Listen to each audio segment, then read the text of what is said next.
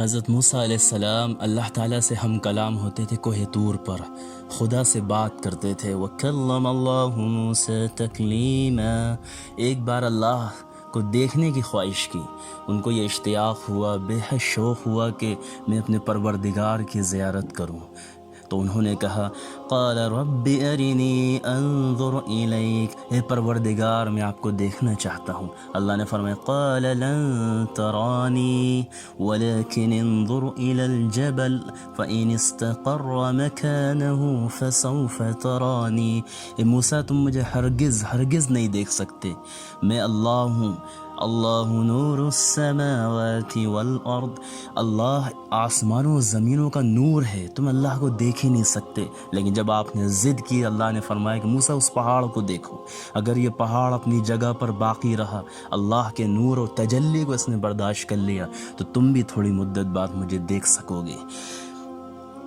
فلما تجلى ربه للجبل جعله دكا وخر موسى صعقا، جب اللہ کی تجلی، اللہ کا نور ظاہر ہوا تو وہ پہاڑ جل کر ریزہ ریزہ ہو گیا، خاک ہو گیا، اور حضرت موسیٰ ادھر پہاڑ کو دیکھ کے ہی بے ہوش ہو گئے۔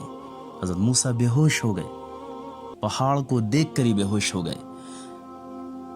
فلما افاق قال سبحانك تبت الیک وانا اول المؤمنین، جب ہوش آیا تو کہا اے اللہ میں معافی چاہتا ہوں، میں توبہ کرتا ہوں، بے شک تیری ذات تو پاک ہے، ہر عیب سے تو پاک ہے پروردگار۔ تو اللہ تعالیٰ کو اس دنیا میں کوئی نگاہ دیکھ ہی نہیں سکتی، کیونکہ یہ اللہ کا فیصلہ ہے۔